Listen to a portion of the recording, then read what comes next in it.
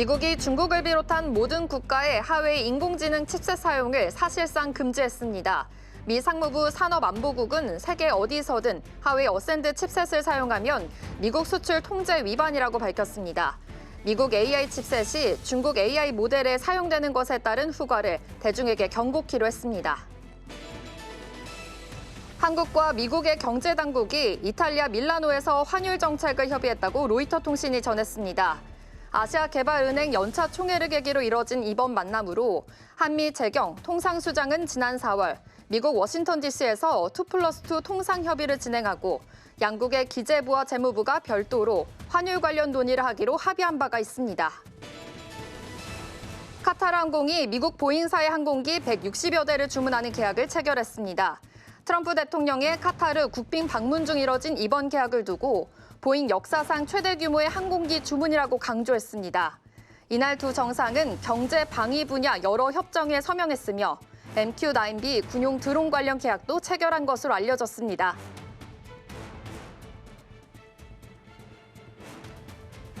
밤사이 뉴욕 증시에서 있었던 일 쉽고 빠르게 전해드리겠습니다. 안녕하세요. 글로벌 증시와이드 진행의 이연아입니다. 트럼프 대통령이 사우디에 이어서 카타르까지 메가 딜을 이어오고 있습니다. 뿐만 아니라 관세 전쟁이 다소 완화가 되면서 위험 선호 심리가 다시금 살아나고 있습니다. 네, 간밤 뉴욕 증시는 뚜렷한 재료 없이 매수와 매도가 교차하는 모습이었습니다. 이번 주 들어 급등했던 만큼 오늘은 잠시 숨고르기 장세에 들어간 분위기였는데요. 오늘 3대 지수 역시 혼조로 장을 마쳤습니다. 자세한 마감 상황 살펴보시죠. 네, 먼저 기술주 중심의 나스닥 살펴보겠습니다. 오늘 0.72% 상승해준 모습이고요. S&P 500 지수의 경우에는 장중엔 등락을 반복했지만 결국 소폭 상승한 채 마무리했습니다. 0.1%가량 상승해준 모습입니다. 다우존스 지수는 0.21% 하락했는데요. 어제 하락을 딛고 장 초반에는 상승세로 출발했지만 시간이 갈수록 낙폭이 커지면서 결국 하락 마감하게 됐습니다. 이어서 살펴보도록 하겠습니다. 10년 만기 미 국채 금리는 오늘 0.96% 올라줬습니다. 필라델피아 반도체 지수도 0.6%가량 연일 상승세 이어가고 있고요. WTI 국제유가의 경우에는 미국에서 원유 재고가 많이 늘어난 걸로 나타내면서 오늘 국제유가는 1.24% 내려갔습니다. 배럴당 62달러 선에서 거래됐습니다. 그렇다면 히트맵 열어서 자세한 종목별 흐름들 체크해 보겠습니다. 트럼프 대통령이 중동 외교에 나선 가운데 AI 관련 빅딜 소식이 계속해서 전해지고 있습니다. 이런 흐름 속에 오늘도 엔비디아를 비롯한 AI 기술주들이 강세를 보였는데요. 반면 미중 무역 긴장 완화에 따른 안도랠리 분위기는 이제 거의 힘이 빠진 모습입니다. 먼저 테크놀로지 서비스부터 살펴보시면 오늘 넷플릭스가 1% 넘는 추가 상승분을 가져가면서 좋은 흐름을 이어갔고요. 오라클은 0.4% 강세, 그리고 전거래일에서 8%나 급등했던 팔란티어도 오늘 장안에서 1.6% 추가 상승분 가져갔습니다. 다만 어제 강세를 보였던 일부 종목들은 오늘 주가가 살짝 밀렸는데요. IBM 0.3% 밀렸고 서비스나우와 크라우드스트라이크 홀딩스는 1% 가까이 빠지는 모습이었습니다. 이어서 다른 섹터들도 함께 살펴보시죠.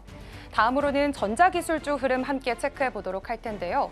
어제는 전반적으로 상승세가 뚜렷했지만 그래도 오늘은 많은 종목들이 하락세로 돌아섰습니다. 브로드컴의 경우에는 0.13% 약보합권에서 거래를 마쳤고요. 또 시스코 시스템즈는 사우디의 AI 인프라 구축을 위해 휴메인과 협력한다는 소식이 있었지만 실적 발표를 앞두고 주가는 오히려 0.8%가량 빠지는 모습이었습니다. 하지만 장 마감 후 호실적을 발표하면서 애프터마켓에서는 강세를 나타냈습니다.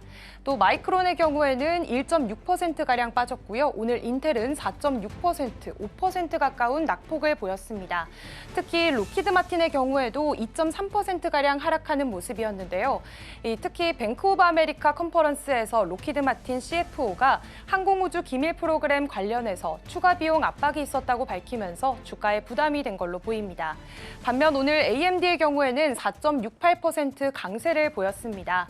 휴메인과 함께 100억 달러 규모의 데이터 센터 프로젝트를 추진 중이고 8조 4천억 원 규모의 자사주를 추가 매입한다는 소식이 전해지면서 주가가 탄력을 받았습니다. 오늘 보잉도 소폭이지만 0.64% 상승해줬습니다. 4월 항공기 인도량이 2배로 늘었다는 소식과 함께 트럼프 대통령의 중동 순방 중 카타르 항공이 보잉의 항공기 160여 대를 주문한 계약 소식도 긍정적으로 작용했습니다. 오늘 델 테크놀로지스 역시 3% 가까운 상승세 보이면서 장을 마쳤습니다. 이어서 살펴보시죠. 오늘 금융주 흐름들도 어제에 이어서 비슷한 모습이 이어졌습니다. 오늘 버크셔 해서웨이와 마스터카드는 1.66%, 0.57%로 어제와 똑같이 하락 흐름이지만 하락폭이 더 커진 모습이고요. 반면 JP모건 그리고 모건 스탠리, 골드만삭스의 경우에는 나란히 1% 넘는 상승세 보여주면서 비교적 안정적인 흐름을 보였습니다. 리테일 트레이드 쪽은 오늘 월마트만 좀 돋보이는 모습입니다. 아마존과 코스트코는 함께 빠지는 모습이었는데요. 월마트는 1% 가까이 상승하면서 초록불을 굳건히 지켰습니다. 특히 실적 발표를 앞두고 투자자들의 관심이 몰리면서 주가에 힘이 실린 모습인데요. 월가 애널리스트들 역시 이번 실적에 대해 기대감을 꽤 높게 유지하고 있는 상황입니다. 이어서 의료기술 섹터 살펴보도록 하겠습니다. 역시나 오늘 전반적으로 많이 약했던 종목입니다. 최근 행정명령의 여파가 계속해서 영향을 주고 있는 모습인데요. 일라이릴리 4% 넘게 빠졌고요. 존슨앤존슨 1.4%, 에브비는 5.6%, 그리고 머크까지 4%가량 빠지면서 약세를 보였습니다. 또 특히나 백신 대표주인 화이자도 오늘 장안에서 3.7%가량 빠지는 모습으로 밀리는 모습 보여줬습니다. 추가적으로 특징주와 업종 흐름도 간단히 짚어보겠습니다. 오늘 장안에서 이 에너지 섹터는 전반적으로 밀리는 모습을 보였고요. 또 금값이 하락하면서 유몬트를 비롯한 주요 금광주들도 함께 약세를 보였습니다. 또 오늘 장안에서 이 유나이티드 헬스그룹은 약세를 또 이어갔는데요. 1%가량 추가 하락분을 가져가는 모습이었습니다. 또 전반적으로 일부 빅테크나 중동 빅딜과 직접적인 관련이 있는 종목들을 제외하면 시장 전반이 조정을 같이 받는 흐름이었습니다. 한편 인공지능 기술 확산으로 전력 수요가 커질 거라는 기대감 속에서 핵 발전 관련주에도 관심이 쏠렸는데요. 특히 SMR 기술을 개발 중인 오클론은 오늘 장안에서 15%나 급등했습니다. 이어서 M7 마감 상황도 살펴보겠습니다. 오늘 M7 종목들의 표정은 조금 엇갈렸습니다. 먼저 애플부터 살펴보시면 0.28% 내린 모습입니다. 애플이 최근 중국에서 아이폰 판매 가격을 대폭 낮춘 걸로 전해졌습니다. 다만 공식적인 가격 인하가 아니라 온라인 유통망이나 전자상거래 플랫폼을 통해서 일시적인 할인 혜택을 확대 적용한 형태로 분석이 되는데요. 일부 모델은 최대 31%까지 할인돼 홍콩보다 저렴하게 판매되고 있습니다. 이것은 화웨이와 샤오미 같은 현지 경쟁사에 대응하려는 전략으로 풀이됩니다. 한편 애플은 접근성 기능도 강화하고 있습니다. 음성 명령과 실시간 자막에 한국어 지원이 추가되고 청각장애인을 위한 애플워치 실시간 자막 기능도 선보일 예정입니다. 또 뇌파로 아이폰과 비전 프로를 조작할 수 있는 BCI 기술 개발에도 착수하면서 일론 머스크의 뉴럴링크와의 경쟁도 본격화되고 있습니다. 다음으로 엔비디아 살펴보시면 4%가량 상승해주면서 135달러 선에서 거래가 됐습니다. 엔비디아는 중동 시장 공략에 속도를 내고 있는데요. 최근 사우디아라비아와 18,000개 규모의 최첨단 AI 칩, 블랙엘 GB300 공급 계약을 맺었습니다. 이 칩들은 500메가와트급 대형 데이터 센터에 들어갈 예정인데요. 이어서 아랍에미리트와도 연간 50만 개, 총 100만 개가 넘는 칩을 공급하는 협정이 추진되고 있습니다. 이처럼 중동에서의 수요가 빠르게 늘어나면서 엔비디아 주가는 4% 넘게 오르고 시가총액이 애플을 제치고 3조 3,006억 달러로 세계 2위에 올라섰습니다. 연일 급등하면서 오래 빠졌던 낙폭도 다 회복했는데요. 전문가들은 앞으로 AI 반도체 시장이 연간 10에서 15%씩 성장하면서 장기적으로는 5천억 달러 규모까지 커질 것으로 전망하고 있습니다. 다음으로 마이크로소프트는 오늘 0.85% 오름세 보여줬습니다. 마이크로소프트가 전체 직원의 약 3%에 해당하는 6천 명 규모의 감원 소식 어제 전해드렸는데요.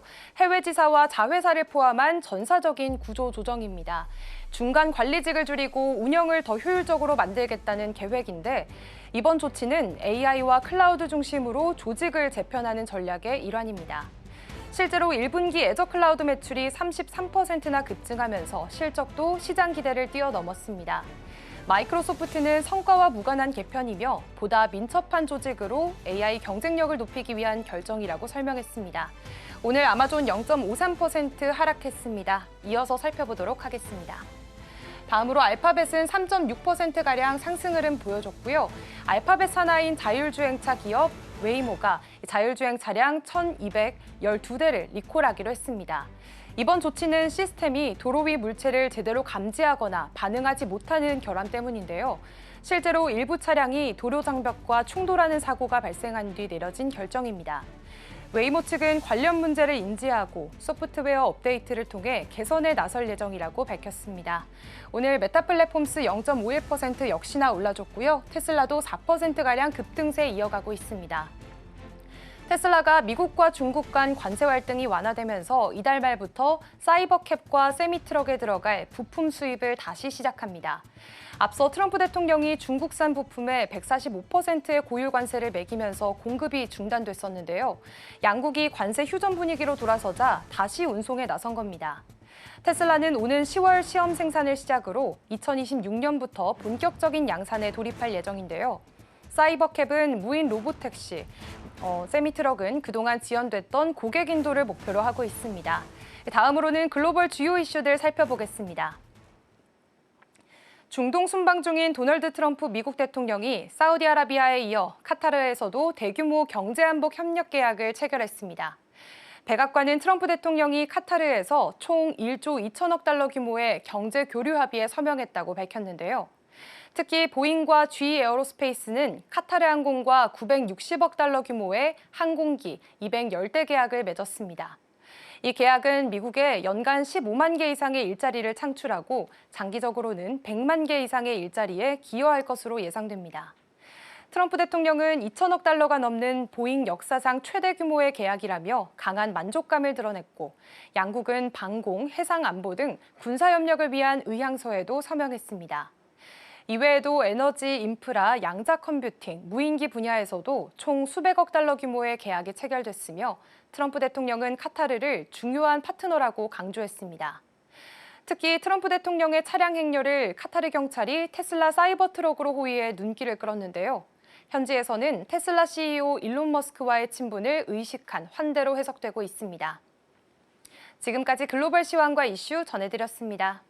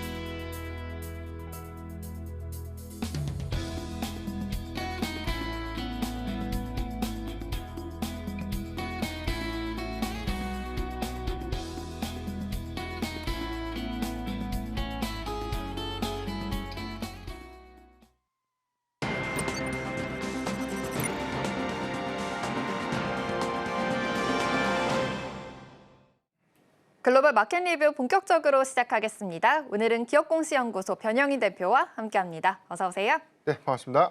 네, 오늘 대표님과 함께 만나볼 헤드라인부터 바로 살펴보겠습니다. 사우디 훈풍으로 시작된 빅테크 랠리가 계속될 수 있을지 함께 투자 전략 세워보겠습니다. 지금 트럼프 대통령이 또 중동 순방 중이죠. 그러다 보니 여러 메가들이 오고 가고 있는데요. 게다가 지금 미중 무역 협상까지 끝나면서 조금은 완화 시그널이 나왔습니다. 위험 선호 심리도 어느 정도는 지금 강해지고 있는 흐름이 나타나고 있는데 지금 간밤에는 소폭 하회했지만 지금 다우지수가 조금은 하락했지만 나스닥이 6거래 연속으로 상승세 이어지고 있습니다. 또 S&P 500 지수도 올해 수익률이 처음으로 이제 플러스로 전환이 됐다라는 소식까지 전해졌는데요.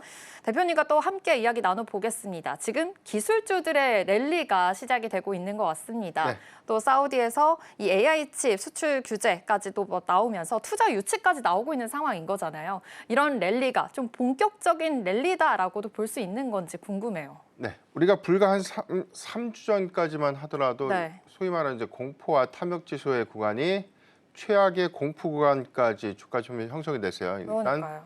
중국과에 대한 무역 분쟁이 격화되는 양상에서 이런 부분들이 좀 다소 장기화될 수 있지 않을까라는 우려감들이 전체적인 어떤 수급을 위축시켰는데 이게 3주가 딱 지난 시점에서는 지금 탐욕 구간 상단까지 좀 올라왔죠. 지금 최상의 이 탐욕 구간, 최고의 탐욕 구간 직전까지 좀 이 수급이 좀 반영됐다는 것은 다소 과열된 어떤 수급 기조가 유입되고 있는 흐름을 확인할 수 있었다라고 볼 수가 있겠고, 이런 기조들은 미국과 중국의 이 관세 전쟁이 완화될 수 있는 가능성들, 특히나 이 90일이라는 유예 기간 안에 현지 협상도 완화적 기조 안에서에 대한 긍정적인 기대 효과들이 전체적인 글로벌 관세 리스크가 크게 좀 완화될 수 있는 그런 기대감으로 좀 재차 좀 반영이 됐고요.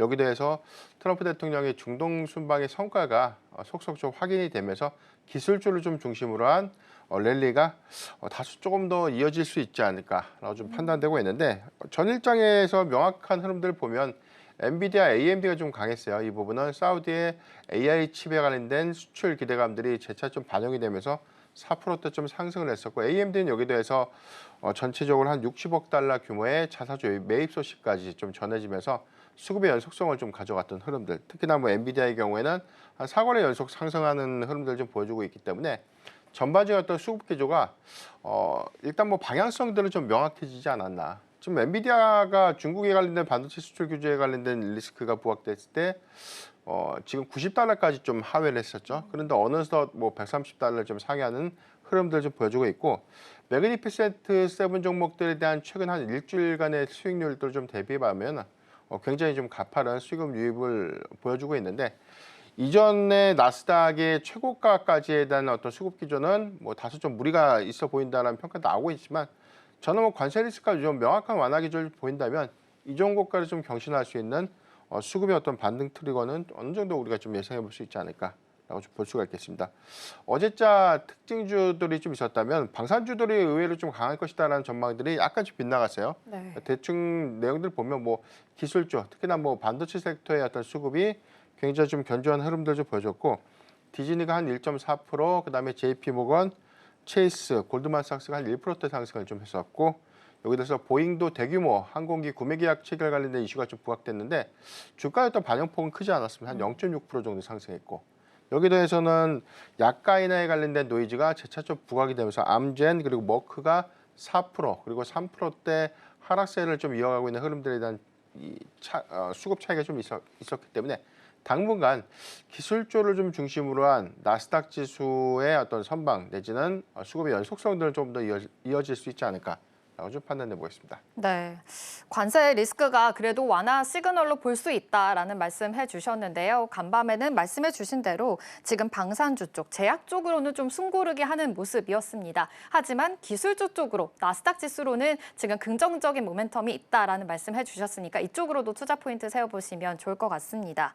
그렇다면 어제 이 CPI 지수가 나왔습니다. 소비자 물가 지수가 이 2021년 이후에 4년 만에 최저치를 기록을 했는데요. 시장 예상치보다 둔화가 됐다라는 시그널을 만나볼 수가 있었습니다.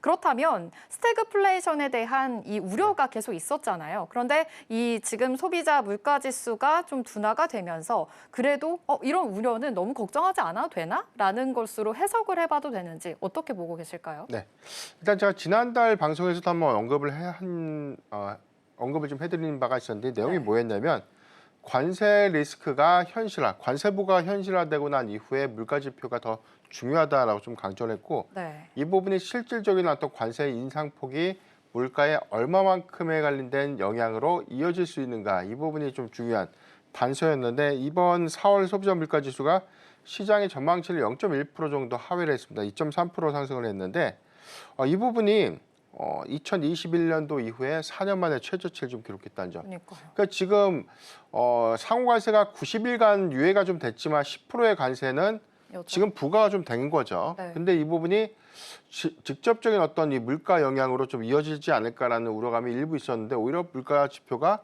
전망보다 0.1% 정도 하회했다는 부분들은 다소 좀 안도할 수 있는 부분이고, 다만 이제 코어 CPI가 2.8%, 0.1% 정도는 하회를 했지만 지금 이 CPI 지표보다는 이 코어 CPI 지표가 상당히 좀 높게 나타나는 점, 이 부분에 대한 세부 데이터를 보면 에너지 가격이 소폭 좀 상승했던 점, 특히나 이 3월달 데이터에서는 유가의 하락분들이 좀 반영됐기 때문에 이 부분이 전체적인 어떤 인플레이션에 관련된 상반기절을 좀 더 저해시킨 요인이었다라고 평가가 좀 되고 있는데, 이 부분이 에너지 가격이 소폭 좀 반등했던 부분이 4월달 코어 CPI에 좀 영향을 좀 미쳤지만, 이 부분은 저는 뭐 중장기관점에서 현재 한 단기적 관점에서 좀 제한적이라고 봅니다. 왜냐하면 지금 국제유가가 배럴당 한 65달러 선을 돌파하지 못하고 지금 60달러 초반선에서 횡보를 좀 하고 있다는 점들은 점진적인 에너지 가격의 어떤 하락 기조가 물가의 어떤 상당 부분을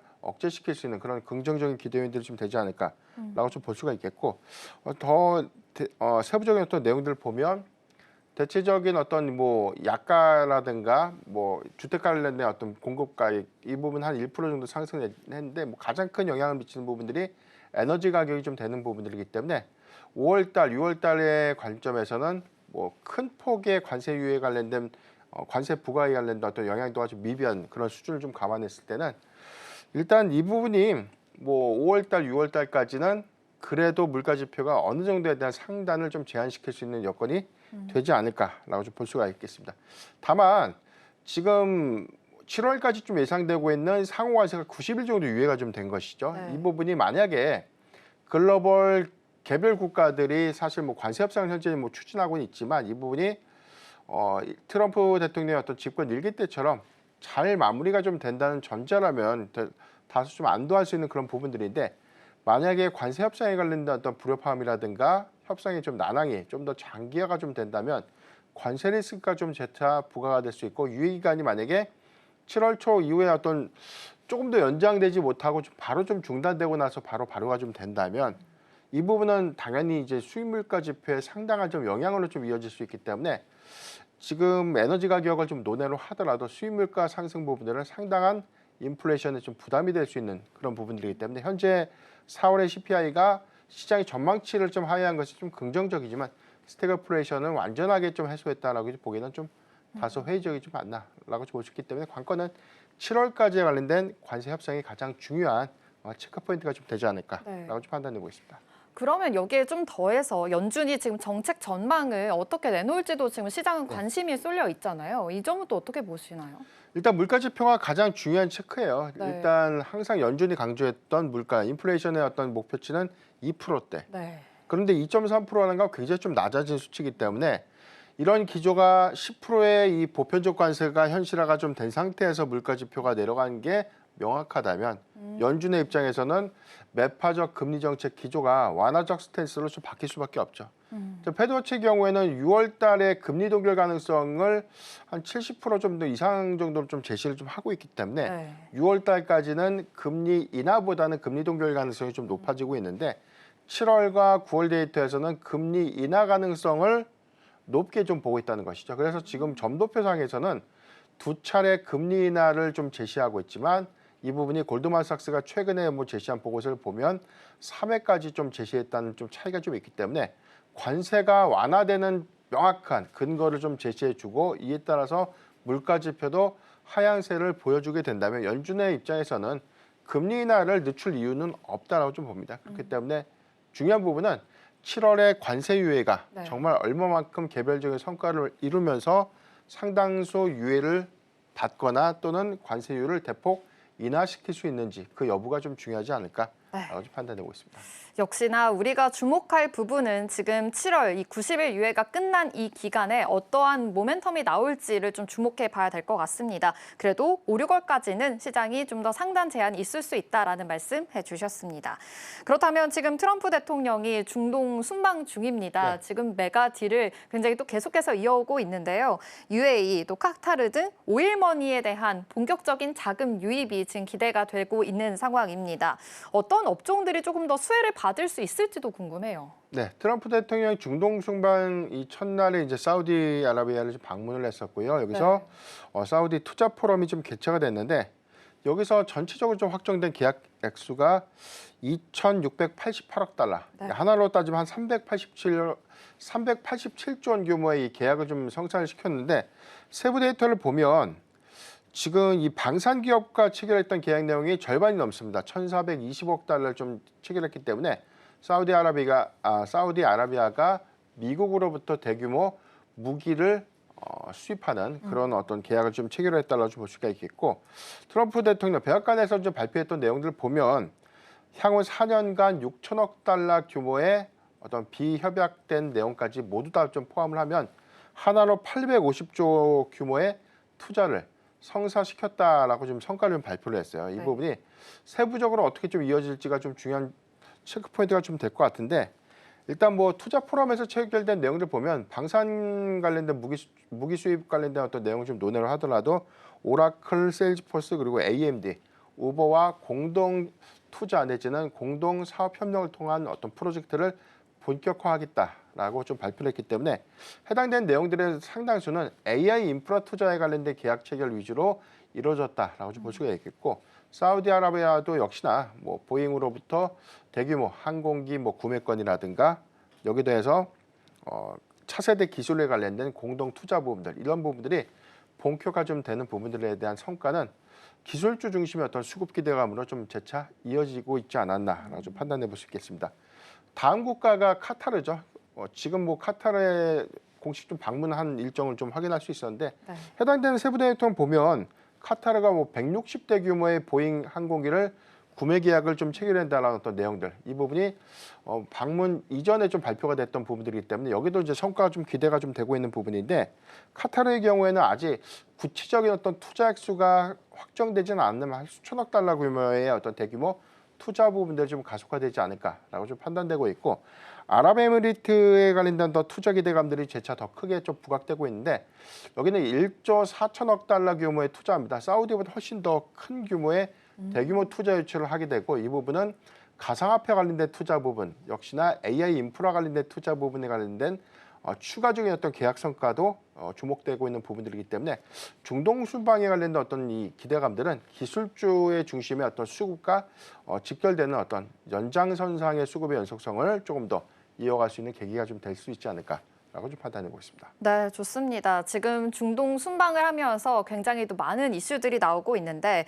사우디와 850조 규모의 지금 투자 유치가 될 예정인 거고, 지금 카타르항공이 보잉 항공기 160여 대를 주문했다라는 소식도 전해졌습니다. 그리고 UAE가 지금 사우디보다 더 큰 규모다라는 점이 네. 조금 더 놀라운 점인 것 같은데요. 이 점도 포착해 보시면서 기술주 중심의 수혜가 이어질 수 있다라는 점 파악해 보시면 좋을 것 같습니다. 그렇다면 이 기술주 중심에서도 지금 엔비디아와 AMD가 지금 주목을 받고 있는 거잖아요. 이 사우디 AI 기업 휴메인에 지금 AI 칩 대규모 공급 계약을 발표를 하면서 좋은 흐름 이어지고 있습니다. 간밤에서도 엔비디아가 4% 급등했고 또 AMD도 4% 급등하는 흐름 보였었거든요. 지금 중동 시장 진출, 지금 엔비디아가 앞서서도 말씀해 주셨지만 뭐 90달러까지 내려갔었잖아요. 이렇게 네. 좋은 흐름 보여지고 있다는 건 앞으로의 랠리가 더 이어질 수 있는 가능성이 있는 걸까요? 일단 주가가 하락하게 된 배경이 중국 수출 규제, 저사양 AI 칩에 관련된 수출 규제가 현실화가 좀 됐고, 이 부분에 대한 매출 타격이 전체 매출 포션 한 9% 정도에 대한 영향으로 작용을 했기 때문에 실제 좀 타격을 받는 건 맞는 얘기고요.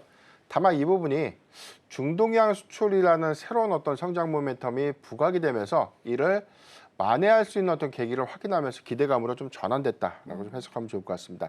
엔비디아가 사우디 투자 포럼에서 이 휴메인과 이 대규모 AI 칩에 관련된 공급 계약을 체결했다라고 좀 젠슬랑 CEO가 좀 밝힌 바 있었는데, 3거래 연속, 오늘까지 한 4거래 정도 연속 상승하는 모습을 좀 보였고요. 휴메인이 자산 규모로 따지면 한 9,250억 달러, 전체 하나로 따지면 한 1,310조 규모의 국부 펀드입니다. 이 부분은 빈살만 왕세자가 투자를 좀 지휘하는 것이라고 좀 알려진 국부 펀드가 좀 보유하고 있는 기업이다라고 좀 해석하면 좋을 것 같고요.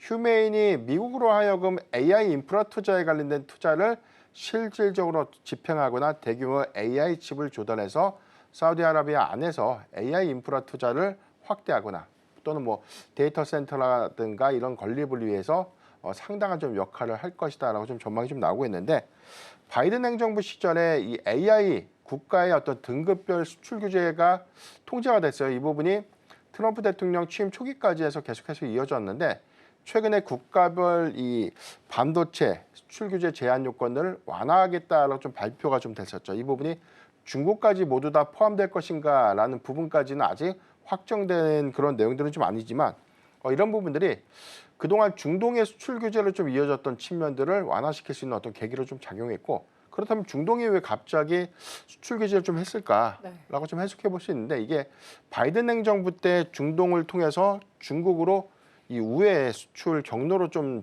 지정이 좀 되면서 중동 국가의 주요국들에 대해서도 고사양 AI 칩에 대해서 수출 규제가 좀 같이 이루어진 것입니다. 이 부분이 해제가 되면서 대규모 이 공급 계약 체결로 좀 이어지는 성과를 확인할 수 있었다라고 좀 해석하면 좋을 것 같고, 전체 규모가 이 GB300 블랙의 울트라 모델이죠. 지금 18,000개를 좀 수출할 것이다라고 좀 전망되고 있는, 향후 5년간 7억 2천만 달러의 어떤 매출이 유입될 수 있는 그런 기대 요인들이기 때문에 굉장히 좀 큰 금액입니다. 엔비디아의 입장에서는 중국의 타격을 좀 상쇄시킬 수 있는 가장 절호의 어떤 찬스를 이번 중동 순방을 통해서 엔비디아의 어떤 성장 모멘텀을 다시 확인할 수 있었다라고 해석하면 좋을 것 같고, 이 부분은 사우디아라비아 이후에 아랍에미리트에서도 역시나 유사한 어떤 수준의 대규모 어떤 공급 계약 체결이 이루어질 수 있지 않을까라는 기대감들, 이 부분은 엔비디아의 수급의 연속성으로 좀 더 확인을 해볼 체크포인트가 좀 되지 않을까라고 좀 판단하고 있습니다. 네, 좋습니다. 지금 중동의 AI 투자가 또 다른 슈퍼사이클로도 연결될 수 있을지 좋은 긍정적인 모멘텀이 있으니까요.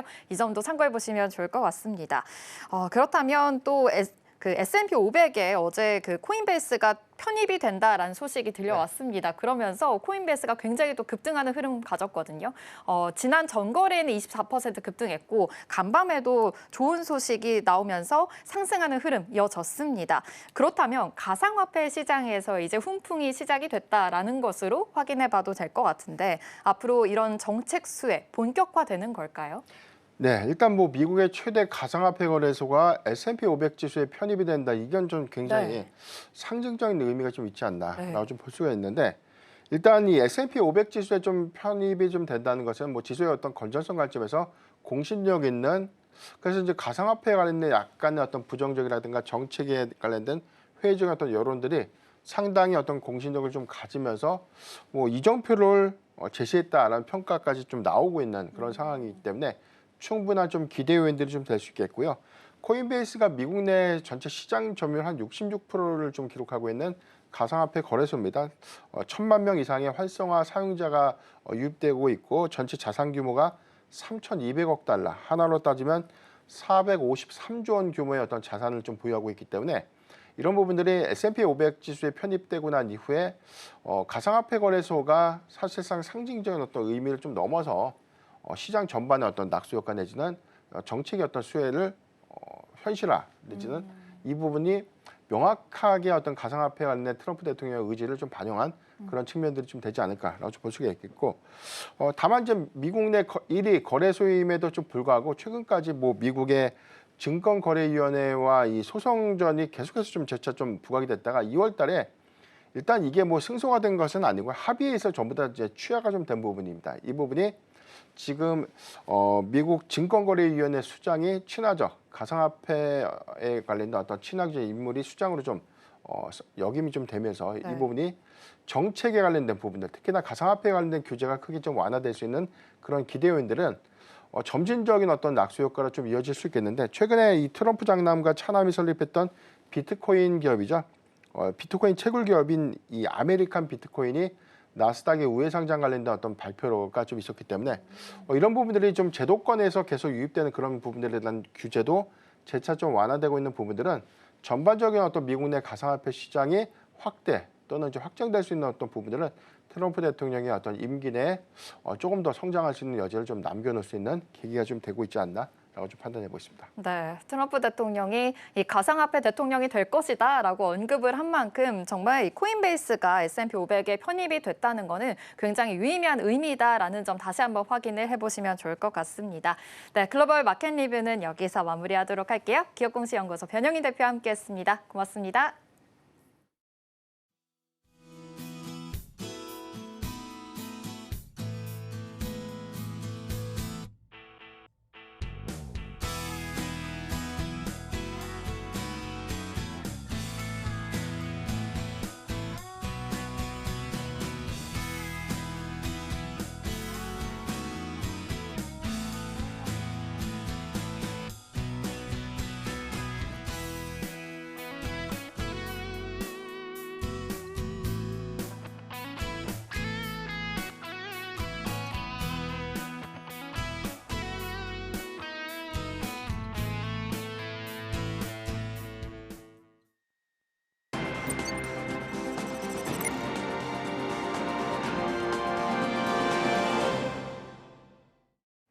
오늘 아침 코인 시황과 이슈 분석, 거기에 코인 지식 한 스푼까지 얻어가는 시간 코인 라이브. 먼저 코인 한 스푼으로 열어보겠습니다. 오늘은 2022년 5월 전 세계 코인 시장을 뒤흔들었던 루나 테라 사태를 중심으로 이야기를 해보겠습니다. 알고리즘 스테이블 코인이 뭐고 왜 위험했는지, 또 K코인들이 가진 구조적인 문제는 뭔지, 그리고 이 여파가 지금까지도 어떻게 이어지고 있는지 살펴보겠습니다. 루나 많이 들어보셨죠? 루나는 한때 전 세계 시가총액 10위권 안에 들던 아주 유망한 알트코인이었습니다. 한국인 창업자 권도영이 이끄는 테라폼랩스가 만들었고요. 이 루나와 짝을 이루는 테라는 알고리즘 스테이블 코인이라는 새로운 개념으로 시장의 주목을 받았습니다. 여기서 알고리즘 스테이블 코인이 뭐냐면 우리가 흔히 알고 있는 스테이블 코인은 달러 같은 실물 자산과 1대1로 연동되는 코인인데요. 예를 들면 테더가 있습니다. 테더는 실제로 은행에 달러를 예치해두고 그만큼 코인을 발행하는 구조입니다. 그런데 테라는 이와 다르게 담보 없이 알고리즘, 즉 자동화된 프로그램만으로 가격을 1달러에 맞추려고 했습니다. 예를 들어 테라가 1달러보다 비싸지면 루나를 없애고, 반대로 테라가 1달러 밑으로 떨어지면 루나를 새로 발행해서 테라를 사들이는 식으로 수요와 공급을 조절한 겁니다. 이론상으로는 정말 똑똑해 보였습니다. 문제는 이 시스템이 루나의 가치와 수요가 계속 유지된다라는 전제를 깔고 있었다는 겁니다. 그런데 그 믿음이 깨진 순간 이 알고리즘은 통제가 안 되는 결과를 낳고 말았습니다.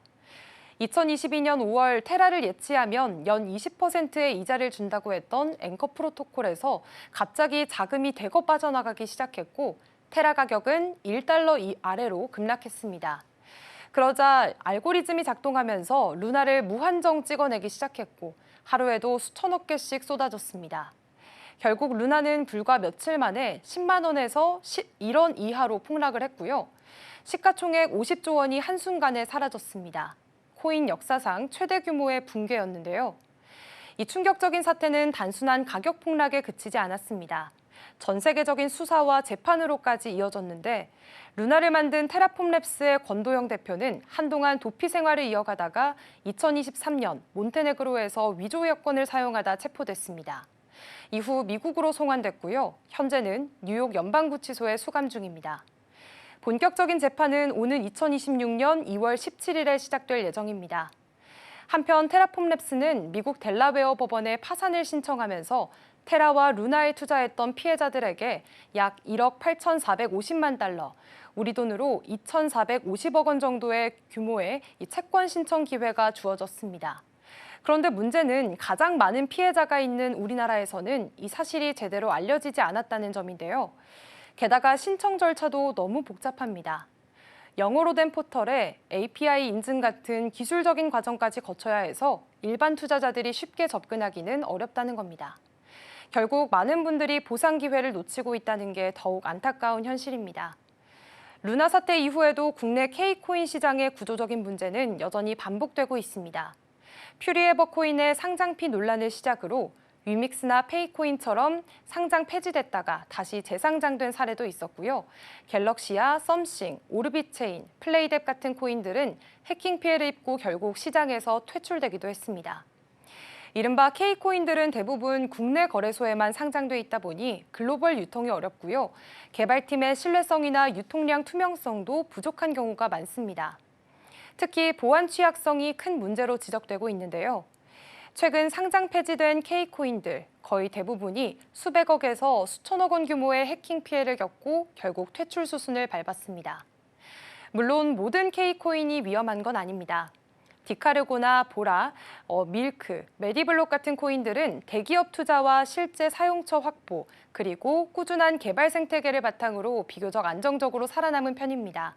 다만 이들 역시 2021년 급등장 이후 크립토 윈터를 지나며 큰 조정을 겪은 건 사실입니다. 블록체인이 진짜 살아남을 수 있는지를 판단하려면 몇 가지 지표를 봐야 합니다. 하루 거래량, TVL이라고 불리는 총 예치 자산, 개발자들의 활동 수준, 그리고 검증 인수 같은 것들인데요. 예를 들어 한때 기대를 모았던 이오스는 거버넌스 문제와 낮은 실제 활용률 때문에 점점 존재감이 줄어들었고요. 반면 솔라나는 FTX 사태라는 큰 위기를 겪었음에도 불구하고 활발한 커뮤니티와 개발 생태계를 다시 구축해 회복에 성공을 하면서 다시 주목을 받고 있습니다. 루나 사태는 우리나라 가상자산 제도 정비에 큰 계기가 됐습니다. 가상자산 사업자협의회인 닥사가 출범했고 2023년에는 가상자산 이용자 보호법이 국회를 통과하기도 했습니다. 하지만 아직 갈 길이 멉니다. 스테이블 코인에 대한 명확한 규제, 공시 기준, 상장 심사 같은 전반적인 제도 정비는 여전히 부족하다는 지적이 나오고 있는데요. 그래서 2단계 입법을 서둘러야 한다는 목소리도 점점 커지고 있습니다. 결국 가장 중요한 건 투자자 한 사람 한 사람의 철저한 검증입니다.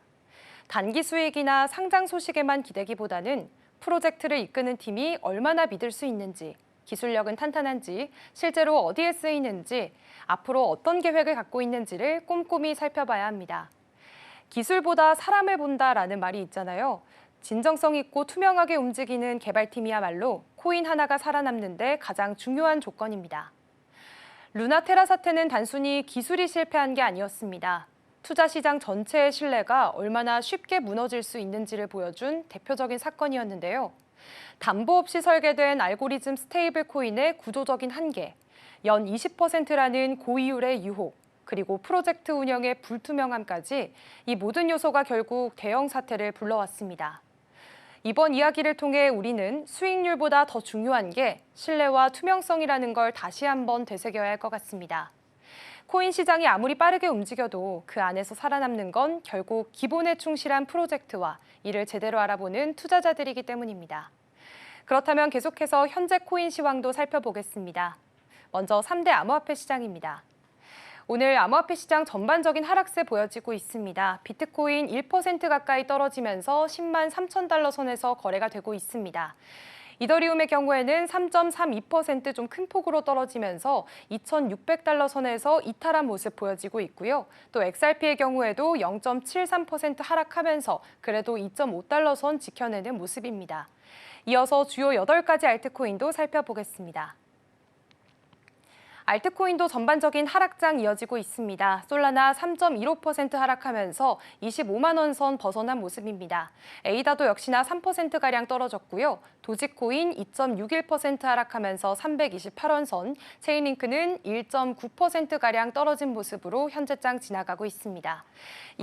이어서 살펴보도록 하겠습니다.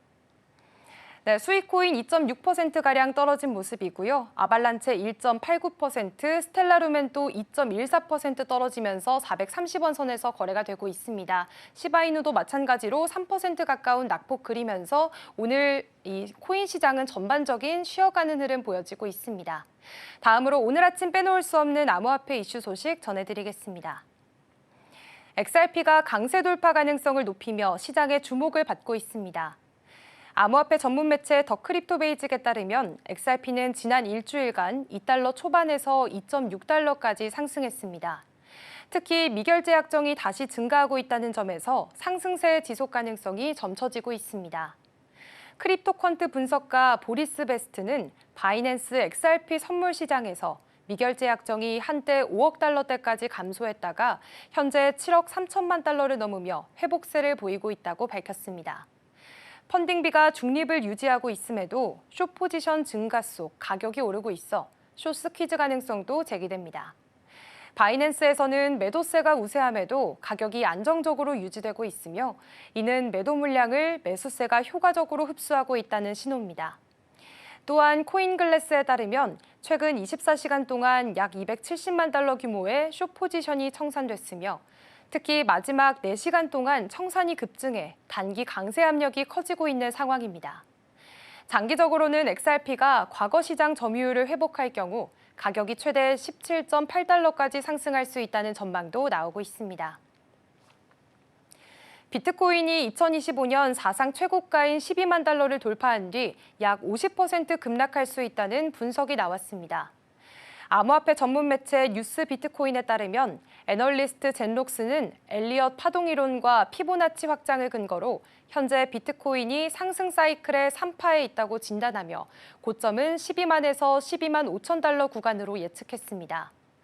특히 12만 2천 달러 선은 과거 고점들과 장기 추세선이 만나는 지점으로 중요한 전환점이 될 것으로 전망됩니다. 그러나 젤록스는 2026년에는 약세장이 도래해 비트코인이 6만 달러까지 하락할 가능성이 있다고 경고했습니다.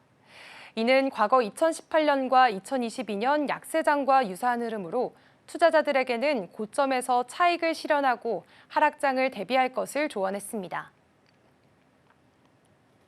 이더리움이 최근 35일간 무려 92% 급등하며 2,700달러를 돌파했습니다. 암호화폐 전문 매체 더 크립토베이직에 따르면 이더리움은 지난 4월 9일 1,383달러에서 반등해 2,436달러를 돌파한 뒤 심리적 저항선인 2,700달러에 도달했습니다. 현재는 라운딩 바텀 패턴을 완성 중이며 이를 돌파할 경우 4,000달러까지 상승할 수 있다는 전망도 나오고 있는데요. 기술적 지표 역시 강세를 뒷받침하고 있습니다. RSI는 과매수 구간에 진입했고 50일과 100일 이동평균선이 곧 골든크로스를 형성할 것으로 보입니다. 또한 파생상품 시장에서도 강한 흐름이 확인되고 있습니다. 이더리움의 미결제 약정은 사상 최고치인 331억 달러를 기록했고 최근 24시간 동안 약 1억 1,300만 달러 규모의 숏 포지션이 청산됐습니다. 현재 이더리움은 2,600달러 선에서 거래가 되고 있으며 단기적으로는 3,000달러, 중기적으로는 4,000달러 돌파 가능성이 주목됩니다. 암호화폐 업계 최대 행사 중 하나인 컨센서스 2025가 5월 14일부터 16일까지 캐나다 토론토에서 열립니다.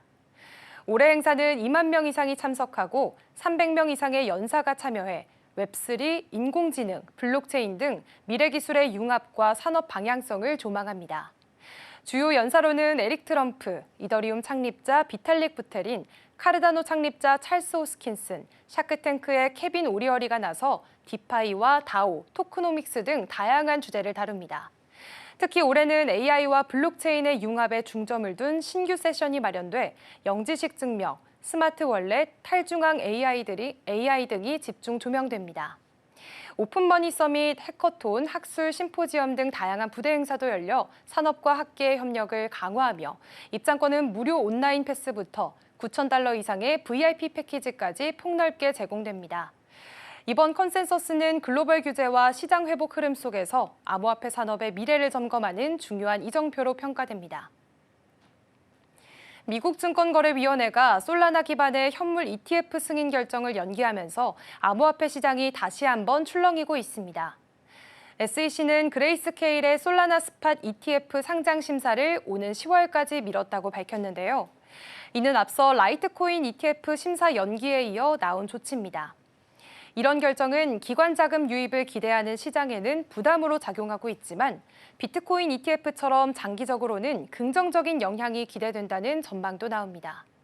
실제로 비트코인 ETF는 출시 이후 75%에 가까운 신규 자금이 유입되며 올해 초 5만 달러 선을 회복한 바 있습니다.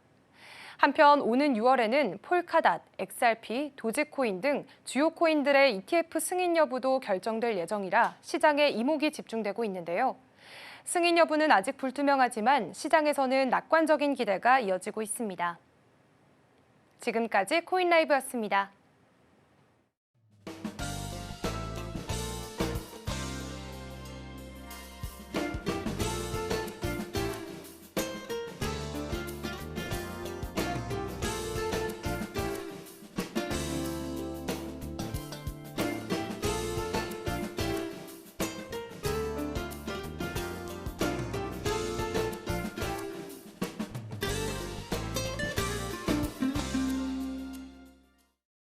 (5월 15일) 목요일 글로벌 증시와이드가 준비한 소식은 여기까지입니다. 본 방송에서 제공하는 정보는 투자 판단을 위한 조언일 뿐 해당 종목의 가치와 수익률을 보장하지 않습니다.